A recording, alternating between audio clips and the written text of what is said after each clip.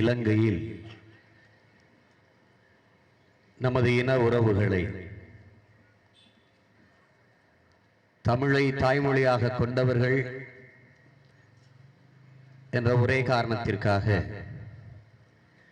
இறை வழிபாட்டிற்காக இஸ்லாத்தை ஏற்று நிற்கிற நமது அன்பு உறவுகளை சிங்கள பௌத்த இனவெறியர்கள், இனவெறி அரசு, இராணுவம், காவல்துறை இன்றைக்கு வர்த்தக நிறுவனங்களை தீக்கிரையாக்கி வாழ்கிற வீடுகளை தரைமட்டமாக தகர்த்தெறிந்து பச்சிளங்குழந்தைகளை தீக்கிரையாக்கி பொசுக்கி பல உயிர்களை பலியிட்டு எண்ணற்ற நமது வழிபாட்டு தலங்களை இடித்து தரமட்டமாக்கி அங்கவிடத்திலெல்லாம் புத்த விகாரங்களை நிறுவி வருகிற இந்த சிங்கள இனவெறி அரசு பொதுபல சேனா என்கிற பௌத்த தீவிரவாத ஒரு அமைப்பை நிறுவி அதன் மூலமாக இந்த இன அழிப்பு செயலை செய்து வருகிறது. இந்த கொடுஞ்செயலை கண்டித்து இன உணர்வும் மான உணர்வும் கொண்ட வீர தமிழ் பிள்ளைகள் நாம் உணர்வு எழுச்சியோடு இந்த கண்டன ஆர்ப்பாட்டத்தை செய்து கொண்டிருக்கிறோம். இந்த கண்டன ஆர்ப்பாட்டத்தில் நமக்கு இணையாக எண்ணிக்கையில் நம்மோடு இணைந்து இந்த ஆர்ப்பாட்டத்தில் பங்கேற்றிருக்கிற மதிப்பிற்குரிய காவல்துறை அதிகாரிகள் அத்தனை பேருக்கும், நாங்கள் பேசுவதையெல்லாம் பதிவு செய்து கொண்டிருக்கிற உளவுத்துறை அதிகாரிகளுக்கும்,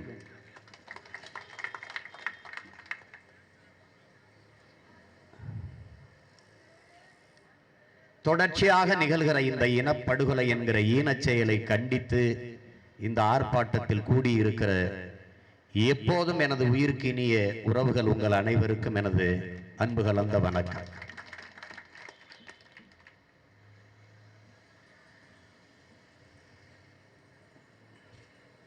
இலங்கையில்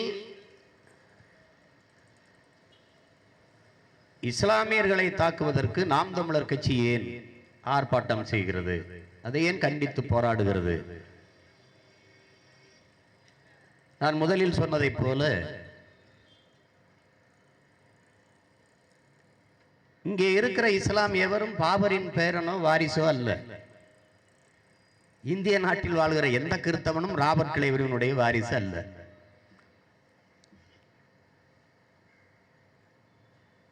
நாம் எப்போது இந்துக்களாக, இஸ்லாமியர்களாக, கிறிஸ்தவர்களாக மாறினோம், ஆனோம் என்பதை நாம் சிந்தித்து பார்த்தாலே இது புரியும். வெறும் 600, 500, 1000 ஆண்டுகள் தான் இந்த மதங்களும் மார்க்கங்களும் நமக்கு வந்து சேர்ந்தது. ஆனால் ஒரு வரலாற்று உண்மை, 50,000 ஆண்டுகளுக்கு முன்பிருந்தே நாம் தமிழர்கள் என்பதை நாம் தெரிந்து கொள்ள வேண்டும். தமிழன் நான் தான். நான் விரும்பிய கடவுளை வணங்குவதற்காக இந்து மதத்திலே இருக்கிறேன். வெள்ளைக்காரன் வருவதற்கு முன்பு நான் இந்துவும் இல்லை, ஒன்றும் இல்லை. நான் சைவனாக, வைணவனாக அப்படி வாழ்ந்தவன். சிவகோத்திரம், சைவ கோத்திரம் என்று. அப்பா தாத்தா காலத்து சொத்து பத்திரத்தை எடுத்து பார்த்தால் அது சைவ கோத்திரம், சிவமதம் என்றுதான் எழுதியிருக்கும். இன்னைக்குத்தான் அஸ்பர் இந்துலா என்று எழுதுகிறார்கள் பத்திரங்கள். அப்படிலாம் அப்ப இல்லை. இந்து மதம் எப்போது உருவாகுது? வெள்ளைக்காரன் இந்த நாட்டை ஆளுகிற போது எப்படி கால்டுவெல் போப்ப ஆரியர் அல்லாதவரெல்லாம் திராவிடர் என்று எழுதி வைத்தாரோ, இந்த மக்களை கணக்கிடுவதற்கு எவனவன் கிறிஸ்தவன் இல்லையோ, எவனவன் ஆங்கிலோ இந்தியன் இல்லையோ, எவனவன் இஸ்லாமியன் இல்லையோ, எவனவன் பார்சி இல்லையோ, அவனெல்லாம் இந்து என்று எழுதி வைக்கப்பட்டது. அதை எழுதியவனும் உருவாக்கியவனும் வெள்ளைக்கார கிறித்தவன் தான்.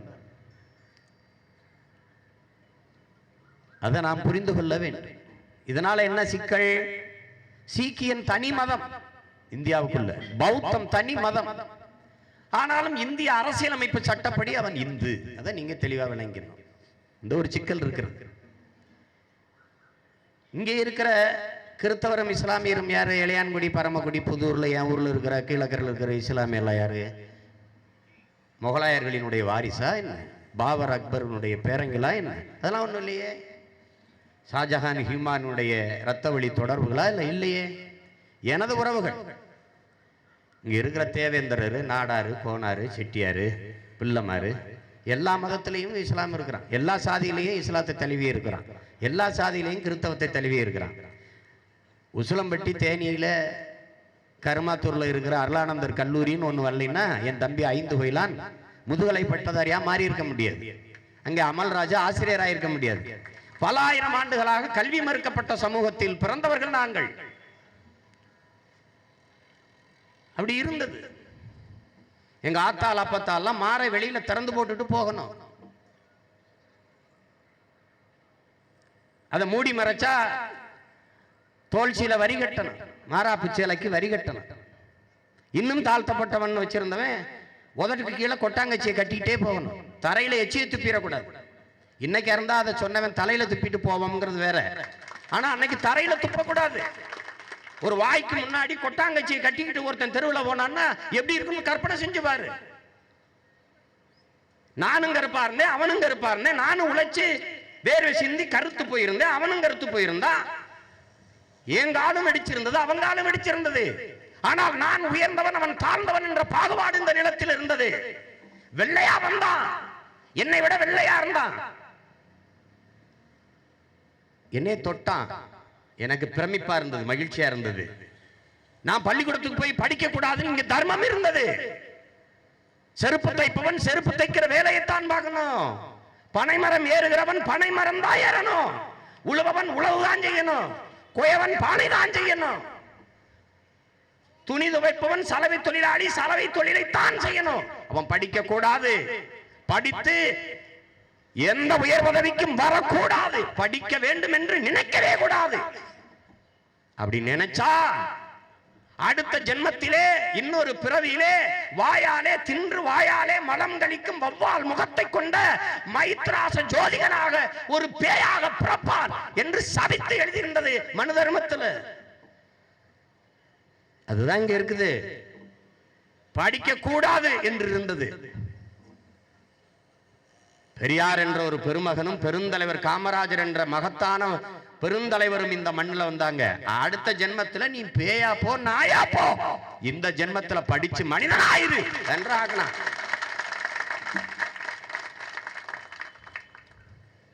என்னை வீழ்த்துகிற என்னை கீழ்நிலைப்படுத்துகிற தர்மம் அது அதர்மம், அநீதி என்று எதிர்த்து போராடினான்.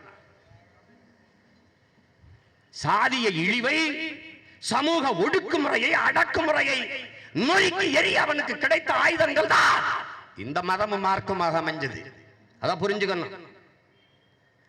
ஒன்றை இளைய தலைமுறை பிள்ளைகள் இஸ்லாத்தில் இருக்கட்டும், கிறிஸ்தவத்தில் இருக்கட்டும், இந்து மதத்தில் இருக்கணும், எவரா இருப்பினும் நான் 50,000 ஆண்டுகளுக்கு மூத்த நீண்ட நெடிய வரலாற்று பெருமை கொண்ட தமிழர் என்கிற தேசிய இனத்தின் மகன் என்ற உணர்வு ஒவ்வொருத்தனுக்குள்ளே இருக்கணும்.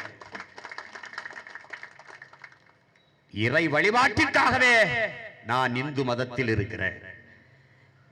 இறை வழிபாட்டிற்காகவே நான் இஸ்லாம் மார்க்கத்தை ஏற்றிருக்கிறேன். அதற்காகவே நான் கிறிஸ்தவத்தை தழுவி இருக்கிறேன். இந்த உணர்வு அவசியம். அண்ணன் கலைக்கொட்டு உதயம் அவர்கள் சொன்னது போல இங்கே இருக்கிறது சாதி சமூகங்கள் தான், அது இனம் அல்ல. ஒரு இனம் என்பது ஒரு மொழியை பேசக்கூடிய மக்களின் கூட்டம் தான் ஒரு இனம்.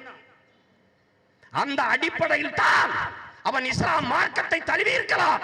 ஆனால் என் மொழி பேசக்கூடிய என் இனத்தின் பிள்ளைகள் என்பதால் அவன் என் ரத்தம், என் உறவு, என் இனம். அதனால்தான் இந்த ஆர்ப்பாட்டம், போராட்டம். அவனை அடித்தால் எனக்கு வலிக்குதையே, எனக்கு உறக்கம் வரலையே, எனக்கு உணவு செல்லலையே, என் உடன் பிறந்தவன் என்பதால். அப்படின்னா அப்ப தாலிபான் வீரர்கள் கராச்சியில குண்டு வச்சு பாகிஸ்தானுக்குள்ள சேதத்தை ஏற்படுத்துவதை ஏற்கிறனா? இல்ல, எதிர்க்கிறேன். ஈராக்குள்ளே இஸ்லாமிய மக்களில் 2 பிரிவுகளும் அடித்துக் கொண்டு சாகிறார்களே, அதை ஆதரிக்கிறனா? அதை நாம ஏற்கிறோமா? இல்ல, எதிர்க்கிறோம். ஏன்?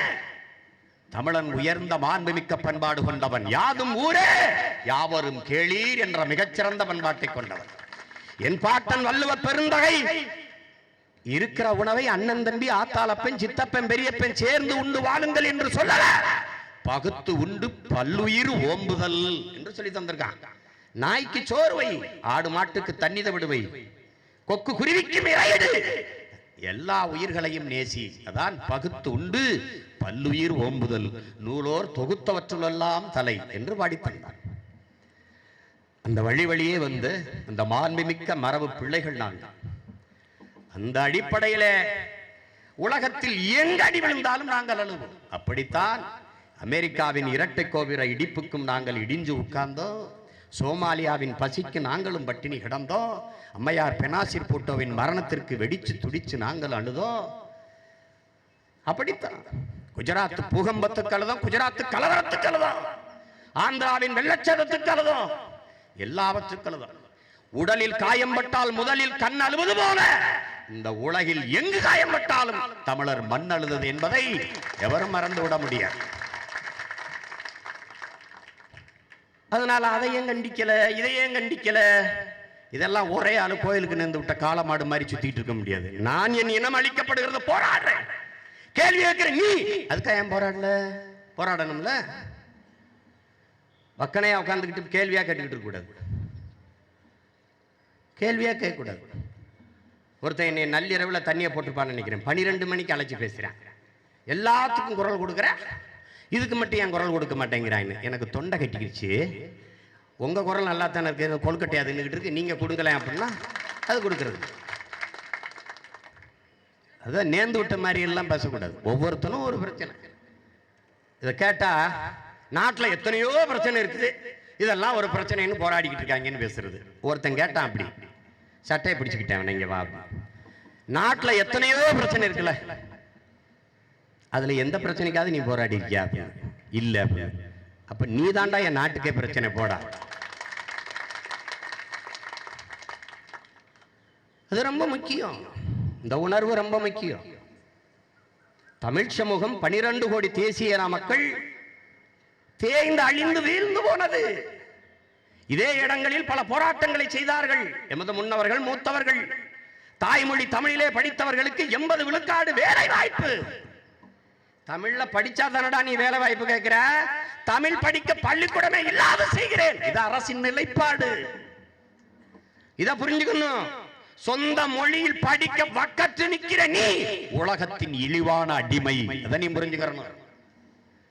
சும்மா பேசிக்கிட்டு கத்திக்கிட்டு இருந்தாலும் வராது. தெளிந்த அரசியல் புரிதல் தேவைப்படுது. இங்க ஏன் எந்த இனத்துக்கும் இல்லாத கொடுமை இங்க நமக்கு மட்டும் நடக்குது? ஏன் நடக்குது? என்ன கேட்கிறான், இந்திய திணிக்கிறானே. நம்மளை அடிக்கும்போது இந்த பாரதிய ஜனதா ஆட்சி, ஐயா நரேந்திர மோடி பிரதமரான ஒன்றும் கேட்க மாட்டேங்கிறாங்களே. இப்படி வந்தவொடனே திடீர்னு எரிபொருள் விலையெல்லாம் ஏறுதே, எரிவாயு விலையெல்லாம் ஏறுதே, தொடர் வண்டி கட்டணம்லாம் ஏறுதே அப்படின்னு. இதெல்லாம் முதல்ல தெரிஞ்சுதானே நீ உள்ள வராத ஓடுன்னு நாங்கள் விரட்டணும். அது புரிஞ்சுக்கணும். எனக்கு இதில் ஒரு வியப்பும் இல்லை. எல்லா தலைவர்களும் தொடர் வண்டி கட்டண உயர்வுக்கு, எரிவாயு உயர்வுக்கு அறிக்கை கொடுக்குறாங்களே. சீமான் நீ ஒன்னும் பேசாம இருக்கியே. அரை நூற்றாண்டுகளா இப்படி அறிக்கையில சொரிஞ்சே எங்களை சுகமா தூங்க விட்டீங்கல்ல. இதுக்கு மேல என்ன செய்ய முடியும்? எங்க ஐயா தான் ஒரு அறிக்கை விட்டார்ல. இதுக்கு மேல என்ன செய்ய முடியும்? எங்க தலைவர் தான் ஒரு அறிக்கை விட்டார்ல. தமிழனுக்கு அவ்வப்போது அரிப்பு ஏற்படும். அப்படியே அறிக்கையில சொரிஞ்சு விட்டுறது, மறுபடியும் தூங்கிடுவான். இப்படியே 1/4 நூற்றாண்டு இல்ல, அரை நூற்றாண்டுகளுக்கு மேல போயிருச்சு. இங்க யார் வரினும் இந்த விலைவாசி உயர்வை கட்டுப்படுத்த முடியாது. எரிபொருள் விலையை, எரிவாயு விளைவை, தொடர் வண்டித்துறை விலை ஏற்றம், இந்த கட்டணத்தை இவர்களால் கட்டுப்படுத்த முடியாது. காரணம் இவர்களுடைய பொருளாதார கொள்கை. தேர்தல் பரப்புரையிலே தெருவாக எடுத்து வச்சு பேசணும். இதான் நடக்க போகுது. இங்க பேசின பல பேர் இருக்கிறார்கள்.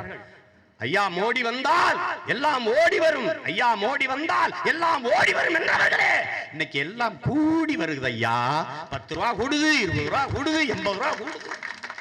இதுக்கு ஒருத்தரும் பதில் பேசல. எங்களுக்கு முன்னாடி கண்டன அறிக்கை கொடுக்கிறது இவங்களா தான் இருக்கு. காரணம் என்ன? தெருவில் தலை காட்ட முடியாது. நீ தானடா சொன்ன மோடி வந்தா எல்லாம் நல்லா ஓடி வந்துருமுனியடா, இப்ப கூடி கூடி வருதாடா. அது எப்படி? ஏன் நீங்க தொடர் வண்டி கட்டணத்தை ஏத்துறீங்க? ஐயா அருண் ஜெட்லி அருமை பெருமகன் சொல்றாங்க, உலக தரத்திற்கு தொடர் வண்டி துறையை நாங்க உயர்த்தணும் அப்படின்னு. ஒரு தரத்துக்கு நீங்க ஒன்னும் செய்வனா, உள்ளூர் தரத்துக்கு இருக்கட்டும், இதுக்கே இருக்கட்டும். உலக தரத்துல என்ன இந்தியாவில் இருக்குது? கல்வி இருக்குதா? மருத்துவம் இருக்குதா? என்ன இருக்குது? இது மட்டும் ஆகணும்னா என்ன உலக தரத்துக்கு இல்லைன்னா நான் உட்கார்ந்தா ஓடாதா வண்டி? நான் ஊர் போய் சேர மாட்டேனா? என்னது? ஒரு காரணம், விலைவாசி உயர்வு என்பது, கட்டண உயர்வு என்பது தவிர்க்க முடியாது. சரிதான். காங்கிரஸை போல உங்களையும் ஒழித்து அழிப்பது என்பதை ஒருபோதும் இங்கே தவிர்க்க முடியாது. போய்கிட்டே இருக்க வேண்டியதான். இதை பத்தி எதை பற்றி கவலை இருக்குது இவங்களுக்கு? அடித்தட்டு மக்கள், அன்றாடங்காட்சிகள், ஏழை எளிய மக்கள், அவர்கள் பயணம் செய்கிற தொடர் வண்டி, இவ்வளவு கட்டண உயர்வை எப்படி மக்கள் தாங்குவார்கள்? இந்த தொடர் வண்டி விலை உயர்வுல, அந்த கட்டண உயர்வுல, சரக்குந்தினுடைய விலை உயர்வுல, கட்டண உயர்வுல அத்தியாவசிய பொருளின் விலைவாசி ஏறுமே. அது எப்படி ஏழை எளிய மக்கள் உணவுப் பொருட்களை, அத்தியாவசிய பொருளை வாங்கி பயனடைய முடியும்? அதை பற்றிய சிந்தனை இல்லை.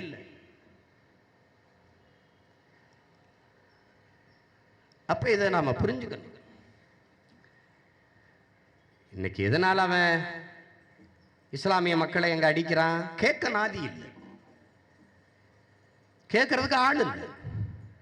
இங்க பேசிய எனது அன்பு தென்னரசனும் குறிப்பிட்டது போல, தமிழர்களை அங்கே அடிச்சா கார்வண்ணன் சொன்னாருன்னு நினைக்கிறேன், தமிழர்களை அங்கே அடிச்சா காங்கிரஸ் கேட்காது, அங்க இருக்கிற தமிழ் இஸ்லாமியன் அடிச்சா பாரதிய ஜனதா கேட்காது. அது ஒரு பிரித்தாளும் சூழ்ச்சி. தமிழ் தேசிய மக்களை மதங்களால சாதிகளால பிளந்து எளிதாக சாய்க்கிற முயற்சி அதாங்க நடக்குது, இப்ப நடந்து கொண்டு இருக்குது.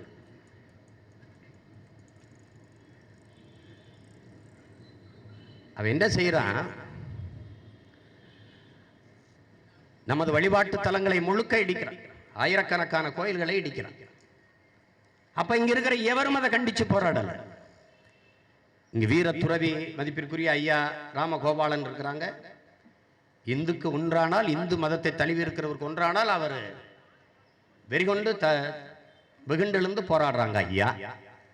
ஆனால் இலங்கையில ஈழத்தமிழ் நாட்டில் செத்து விழுந்ததுல 95 விழுக்காடு இந்து தான் அவன்.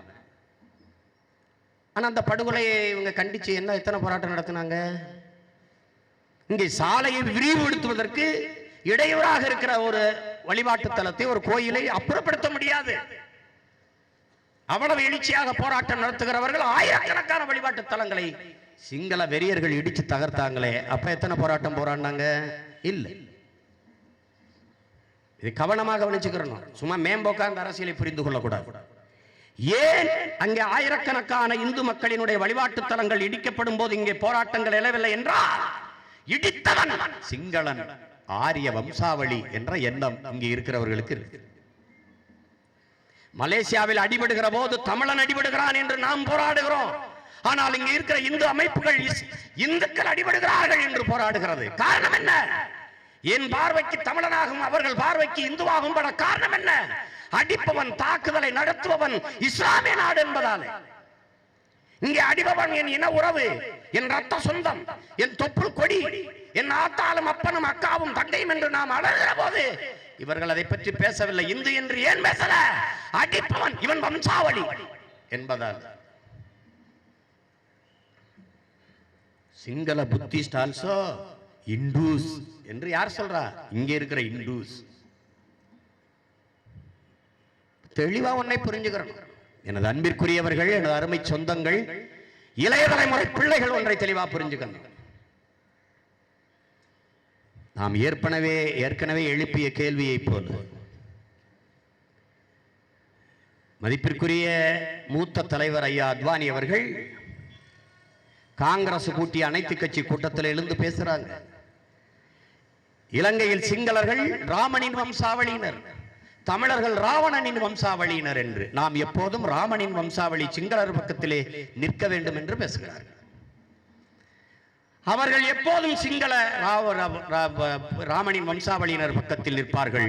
நாம் எப்போதும் நமது ராவண பாட்டனின் பிள்ளைகள் பக்கத்திலே நிற்க வேண்டியவர். ஒன்றை நாம் கேள்வி எழுப்பி பார்க்க வேண்டும் என அன்பு பிள்ளைகளே. ராமன் நமக்கு கடவுள், அவர்களுக்கும் கடவுள். மராட்டியருக்கும் கடவுள், மலையாளிக்கும் கடவுள், தெலுங்கருக்கும் கடவுள், எல்லாருக்கும் கடவுள். ஆரிய பார்ப்பனருக்கும் கடவுள், ஆதி பறையனுக்கும் கடவுள் ராமன். எனக்கும் உனக்கும் ராமன் கடவுள். எனக்கு ராவணன் பாட்டன், உனக்கு யார் என்ற கேள்விக்கு பதில் உண்டா? என் பாட்டன் ராவணனை கொன்ற ராமன் எனக்கு இறைவனா பகைவனா? இதற்கு பதில் உண்டா? இதுக்கு பதில் இருக்கா? பண்பாட்டு தளத்தில், வழிபாட்டு தளத்தில் புரட்சியை ஏற்படுத்தாத எந்த ஒரு புரட்சியும் செய்ய முடியாது. நீ சில்லறை வர்த்தகத்தில் அந்நிய முதலீடு எடுத்து போராடுற. பல ஆயிரம் ஆண்டுகளுக்கு முன்னாடியே முதலீடு வந்துருச்சு, அந்நிய முதலீடு. அதுதான் இந்த மதமும் கடவுளும். உன்னுடைய வழிபாட்டை, உன்னுடைய பண்பாட்டை சுரண்டி கொண்டு போயிட்டான். எப்படி சுரண்டனா? எந்த இஸ்லாமியன் பெயர்ல தமிழ் பெயர் இருக்கு? இக்பால், அக்பர், பீர் மொஹிதீன், ரஃபிக், இதெல்லாம் அரபு உருது பெயர்கள். ஆனால் அவன் தாய்மொழி தமிழ். எந்த கிறிஸ்தவன் பெயர் தமிழ்ல இருக்குது? டேவிட், ஆண்டனி, சேவியர், பிரிட்டோ, எல்லாம் வெள்ளக்காரன். எந்த இந்து பெயர் தமிழ்ல இருக்கு? ஆரிய பார்ப்பனர் ஒரு விழுக்காடு. எவனாவது தன் தாய்மொழி தவிர வேற மொழியில் பேர் வச்சிருக்கானா? ஒரு பார்ப்பன பெண்ணுக்கு கண்ணகின் பேர் இருக்கா? பூங்கொடின்னு பேர் இருக்கா? செங்கொடின்னு பேர் இருக்கா? இசை அரசின் பேர் இருக்கா? இருக்காது இருக்கா? சொல்லு பாப்போம். மணிமேகலைன்னு பேர் இருக்குதா? சொல்லுங்க. யாராவது இளங்கோவன் என்றோ, அருண்மொழி சோழன் என்றோ, அறிவழகன் என்றோ, அன்பழகன் என்றோ, தென்னரசன் என்றோ யாராவது ஒரு பார்ப்பனர் பேர் வச்சிருக்காங்களா? இல்லை. ஆனால் அத்தனை கோடி மக்களையும் தன் தாய்மொழியில் பேர் வைக்க வச்சான் பாரு, அங்கதான் வெற்றி இருக்கு. அங்கேயும் சீதாராமன் இருக்கான், எங்கள்லையும் சீதாராமன் இருக்கான். எங்கள்லையும் லட்சுமணன் இருக்கான், அவங்ககிட்டயும் லட்சுமணன் இருக்கான். அங்கேயும் காயத்ரி இருக்கு, எங்க வீட்லையும் காயத்ரி இருக்கு. கரைஞ்சு போனான் தமிழன். பெயரில் கூட தன் தாய்மொழி அடையாளம் இல்லைன்னா இவன் என்ன தமிழன்? அதை புரிஞ்சுக்கணும். இல்லைன்னா இன்னைக்கு இங்க நின்று கத்துறான், நாளைக்கு வள்ளுவர் கோட்டத்துக்கு நின்று கத்துவான், அப்புறம் அந்த எங்கேயாவது ஒரு இடத்துல அனுமதி கொடுப்பாங்க அங்கே நின்று கத்துவான்.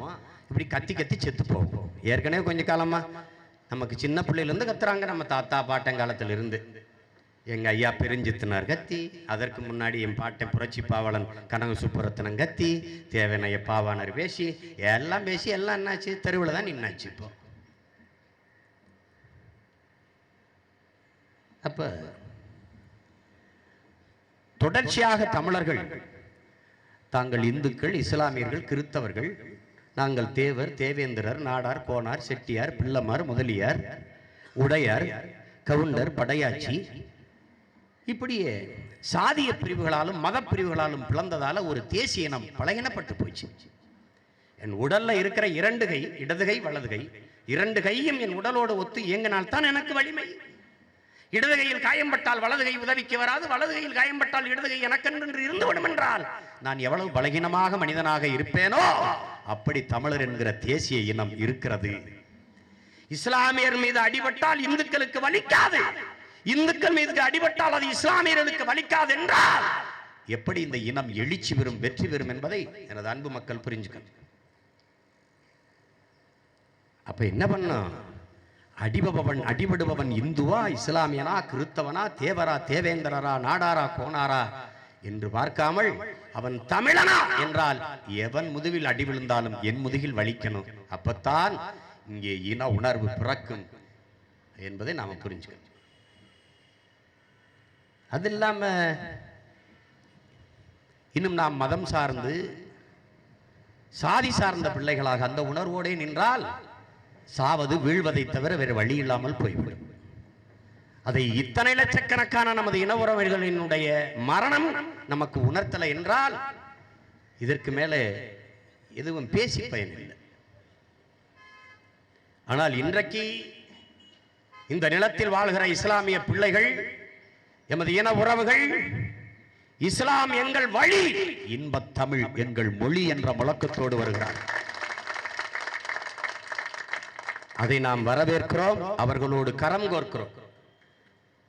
அந்த உணர்வு எல்லா மார்க்கங்களையும் மதங்களையும் சார்ந்தவர்களுக்கு வரணும். அது ரொம்ப முக்கியம்.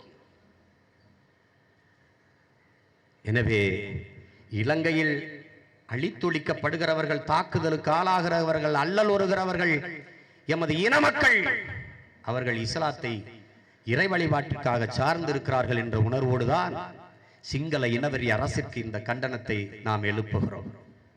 இந்த கொடுஞ்செயல் தொடரக்கூடாது, அதை உடனடியாக நிறுத்த வேண்டும் என்று நாம் எச்சரிக்கிறோம். இங்கே பேசியவர்கள் குறிப்பிட்டதை போல இன்று வரை அகதிகளாக அங்கிருந்து ஏதிலிகளாக நமது மக்கள் இடம்பெயர்கிறார்கள். ஆனால் முன்பு என்ன சொன்னார்கள்? விடுதலை புலிகளுக்கும் சிங்களர்களுக்கும் இராணுவத்திற்கும் சண்டை, அதனால அங்க வாழ முடியாத சூழல் இருக்கிறது என்றார்கள். ஆனால் இன்றைக்கு விடுதலை புலிகள் இல்லை, போர் இல்லை, சண்டை இல்லை. ஆனாலும் இலங்கை ராணுவம் ஆயிரக்கணக்கான கோடிகளை கொட்டி ஆயுதங்களையும் கப்பல்களையும் வாங்கி வாங்கி குவித்துக் கொண்டிருக்கிறது. யாரோட யுத்தம் செய்ய போகிறது? இந்தியாவோடவா, அமெரிக்காவோடவா, ஆஸ்திரேலியாவோடவா, அருகில் இருக்கிற சீனாவோடவா, பாகிஸ்தானோட? இல்ல. யாரை கொல்ல? யாரை கொல்ல இவ்வளவு ஆயுதம், இவ்வளவு வலிமையை சேர்க்குது? ஆனால் அங்கே யுத்தம் இல்லையே. அப்போது எமது மக்கள் அங்க வாழ முடியாத சூழல் இருப்பதால் தானே இங்கே இடம்பெயர்ந்து வருகிறார்கள். இதை எப்படி இந்த இந்திய பெருநாடு, பன்னாட்டு சமூகம் எப்படி பார்க்குது? இன்னும் அந்த நிலத்தில் போர் முடிந்து போன பிறகு அமைதியாக இருக்கிறது நாடு என்று சொல்கிறார்கள். நான் சொன்னேன், என் அன்பு மக்களே, அமைதியாகத்தான் இருக்கும். எப்போதும் சுடுகாடு எப்போதும் அமைதியாகத்தான் இருக்கும். ஏழ்மையை ஒழிக்க வேண்டும் என்றால் ஏழைகளை கொன்று விடுவோம் என்று சொல்வதை போல, இனச்சிக்கலை தீர்க்க வேண்டும் என்றால் தமிழன் என்று எவனுமே இல்லாமல் ஒழித்து விடுவோம் என்பதுதான் சிங்கள அரசினுடைய தத்துவமாக இருக்கிறது. இதை தொடர்ச்சியாக இந்திய பெருநாடும் பன்னாட்டு சமூகம் வேடிக்கை பார்த்துக் கொண்டிருக்கிறது.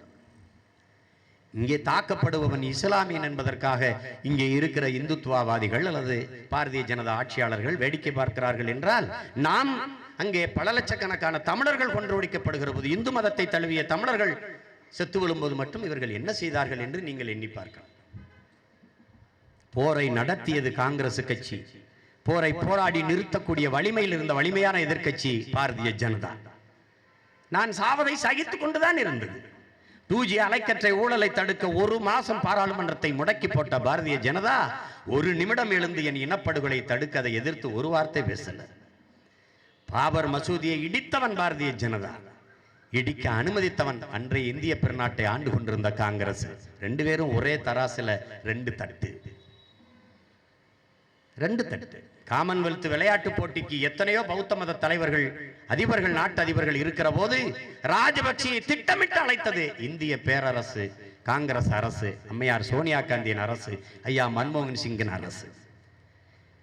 இன்றைக்கு புதிதாக மலர்ந்திருக்கிற ஐயா நரேந்திர மோடியின் அரசு. இத்தனை தலைவர்கள் இருக்கும்போது இதுவரை இத்தனை பிரதமர்கள் பதவியேற்றுகிறார்கள். எவரும் கடைபிடிக்காத ஒரு மரபை புதிதாக உருவாக்கி சாக் நாடுகளின் தலைவர்கள் எல்லாம் நான் அழைக்கிறேன் என்கிற சாக்கில் நம் இனத்தை கொன்று குவித்த கொடுங்கோலன் ராஜபக்சேயை அழைத்து வந்தது. இங்கே இருக்கிற இளைய தலைமுறை பிள்ளைகள் சிந்திச்சு பார்க்க, நீங்க அமெரிக்கா ஒரு தீர்மானத்தை கொண்டு வருகிறது இலங்கைக்கு எதிராக இல்லை. அது இலங்கைக்கு எதிராக இருக்கிறதா, தமிழர்களுக்கு எதிராக இருக்கிறதா என்பது அப்புறம். ஆனால் அந்த தீர்மானத்தை நான் ஆதரிக்கவும் இல்லை, எதிர்க்கவும் இல்லை என்ற ஒரு நிலைப்பாட்டை இந்தியா எடுத்த உடனேயே ராஜபக்சே இலங்கை சிறையில் இருந்து 5 மீனவர்களை விடுதலை செய்தார். ஐயா நரேந்திர மோடி தனது பதவியேற்பு விழாவிற்கு ராஜபக்சேயை சிறப்பு அழைப்பாளராக அழைத்த உடனேயே அங்கே இருக்கிற 5 மீனவர்களை விடுதலை செய்கிறார். கேட்டா அது நல்லிணக்க அடிப்படையில். அப்ப எந்த இணக்க அடிப்படையில் கைது செய்தீர்கள்? இரட்டை மடியை வைத்தான், எல்லை தாண்டி வந்தான், எண்ணற்ற குற்றச்சாட்டுகளை வைத்து சிறைப்படுத்திய சிங்கள அரசு உடனடியாக 5 பேரை விடுதலை செய்கிறது என்றால் அந்த குற்றங்கள் எல்லாம் இல்லாது போனதா? அப்ப நீங்க பாத்துக்கிறீங்க, உன் நாட்டு குடிமக்களை கைது செய்து வைத்துக் கொண்டு மிரட்டுகிறதா? எனக்கு எதிராக நீ இயங்கினால் உனது மக்களை விடுதலை செய்ய மாட்டேன் என்று மிரட்டுகிறதா இலங்கை அரசு இந்திய பெருநாட்டை என்று நாம் சிந்திக்கணும். இன்னைக்கு ஈராக்கில் போர் நடக்குது. போர்ல 40 இந்தியர்களை பிணை கைதிகளாக பிடிச்சு வச்சிருக்கிறது அந்த குழு. அங்கே கிளர்ச்சி செய்கிற குழு பிடிச்சு வச்சிருக்குது. அந்த செயலுக்கும் ராஜபக்சே பிடிச்சு வச்சுக்கிட்டு நீ கேட்கும் போதெல்லாம் நீ ஏதாவது நான் ஒரு தேவையை சொல்லுவேன், அப்பதான் நான் செஞ்சு கொடுத்தா தான் நான் விடுதலை செய்வேன்னா இது இந்திய பெருநாட்டை மிரட்டுறானா? அந்த செயலை 40 இந்தியர்களை பிடிச்சு வச்சிருக்கிற செயல் தீவிரவாதம் என்றால் ராஜபக்சே செய்வது என்ன வாதம் என்பதை அறிவார்ந்த பெருமக்கள் சிந்திச்சு பார்க்க. எனவே இன்னைக்கு ஈராக்கில் போர் நடந்து கொண்டிருக்கு. பல ஆயிரக்கணக்கில் மக்கள் கொல்லப்படுறாங்க.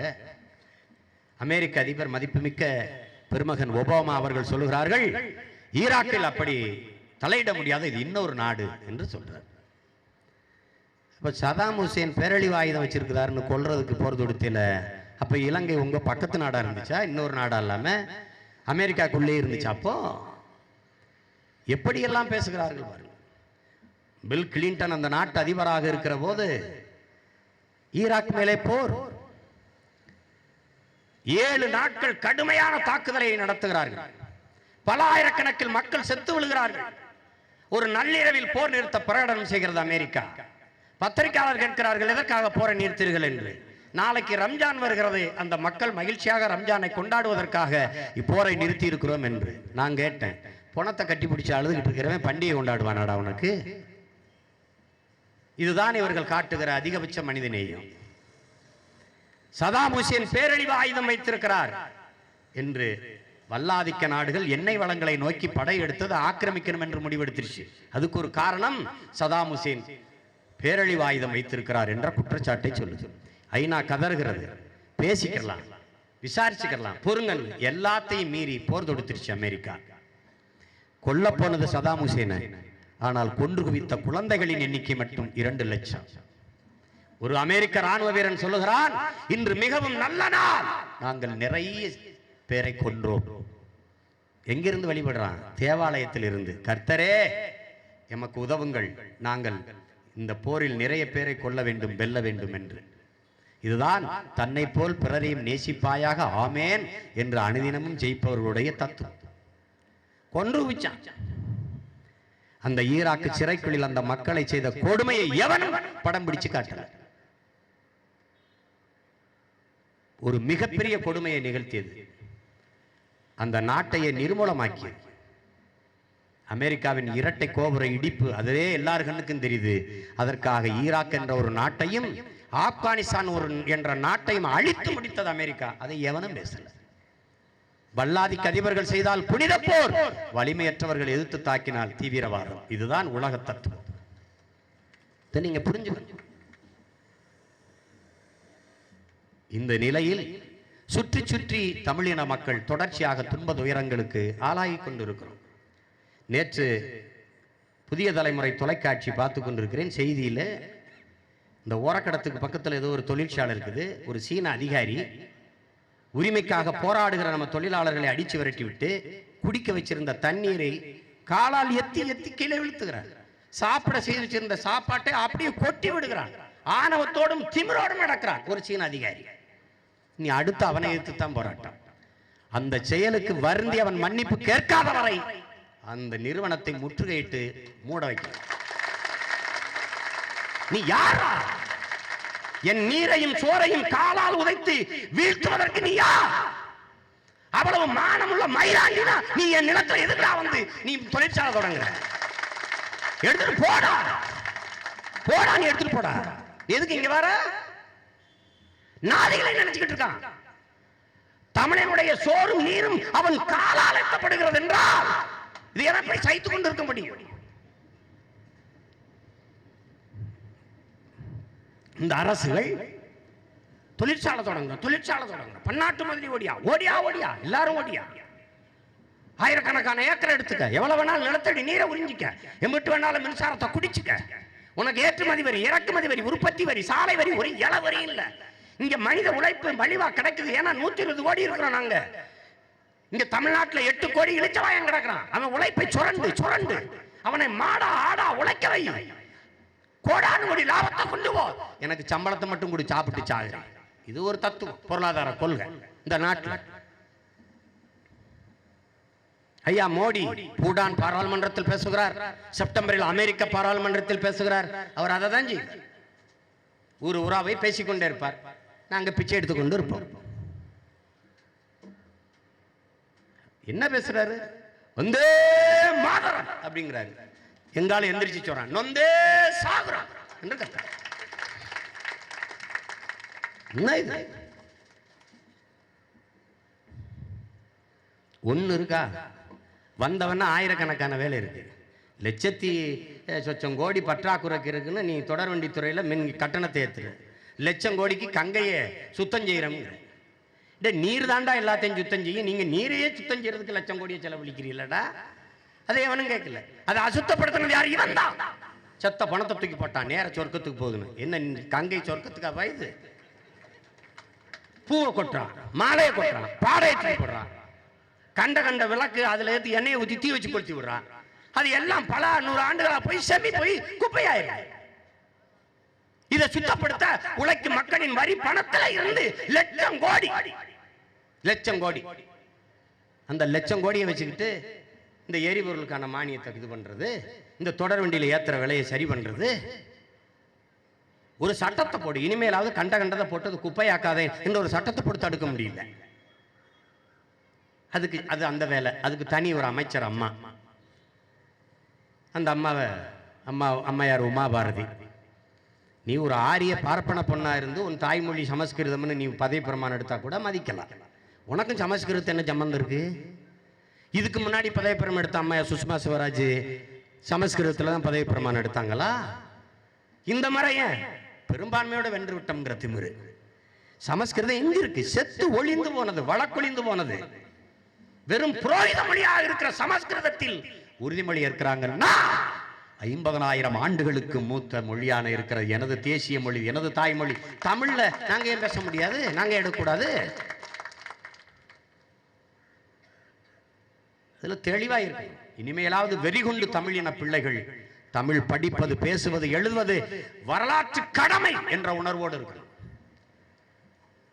சும்மா தமிழ் படிச்சா சோறு கிடைக்குமா, தமிழ் படிச்சா வேலை கிடைக்குமான்லாம் பேசிட்டு கூடாது.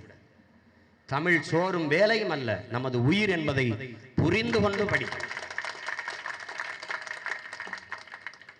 உலகத்தின் எந்த மொழியும் நாங்கள் படிப்போம் நாங்கள் வாழ்வதற்கு. அதற்கு முன்பு எங்கள் சொந்த மொழி தமிழ் படிப்போம் எங்கள் இனம் வாழ்வதற்கு. அதை புரிந்து கொண்டு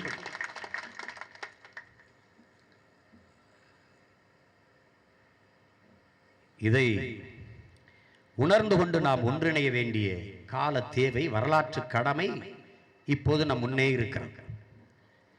எனவே வெறும் தேர்தல் லாபத்திற்காக, அரசியல் வெற்றிக்காக ஆர்ப்பாட்டங்களையும் போராட்டங்களையும் செய்கிற கூட்டம் நாம் தமிழர் கூட்டம் இல்லை.